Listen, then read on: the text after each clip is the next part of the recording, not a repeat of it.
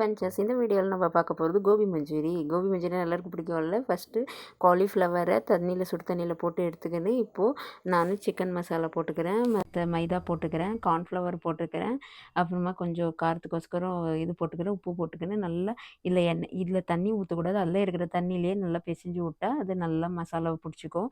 நல்லா எல்லா பக்கமும் மசாலா பரவுற மாதிரி மசாலாவை இது பண்ணிக்கணும். ஒரு பேனில் எண்ணெய் ஊற்றிட்டு கொஞ்ச நேரம் அந்த காலிஃப்ளவர் ஊற விட்டுட்டு நம்ம வெங்காயத்தை ஸ்கொயர்ஸ் டைப்பில் நம்ம கட் பண்ணிக்கணும்.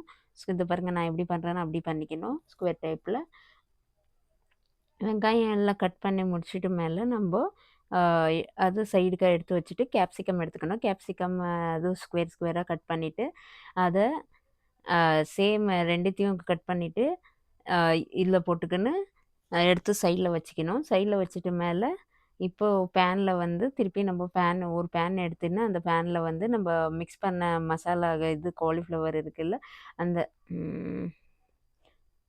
காலிஃப்ளவர் எடுத்து எண்ணெயில் வறுவருன்னு வறுத்துக்கின்னு, அது மீன்ஸ் ரொம்பவும் வறுக்கக்கூடாது, கோல்டன் கலரில் வரணும். திருப்பி இன்னொரு பேன் எடுத்து அதில் கொஞ்சோண்டு பூண்டு, சாஸு நான் இங்கே டொமேட்டோ சாஸு, சில்லி சாஸ் எடுத்துருக்கேன், ரெட் சில்லி சாஸு போட்டு கொஞ்சம் கார்ன்ஃப்ளவர் ஸ்டார்ச் போட்டிருக்கேன். அப்புறமா நம்ம வெட்டி வச்ச வெங்காயத்தையும் கேப்சிகமே போட்டு நல்லா அந்த கிரேவியில் இது பண்ணணும். கிரேவி கொஞ்சம் இதாகிட்ட மேலே நம்ம வறுத்து வச்ச அந்த காலிஃப்ளவர் எடுத்து போட்டால் கோபி மஞ்சூரி ரெடி. வாங்க சாப்பிட்லாம். இந்த வீடியோ பிடிச்சிருந்தா சப்ஸ்கிரைப் பண்ணுங்கள்.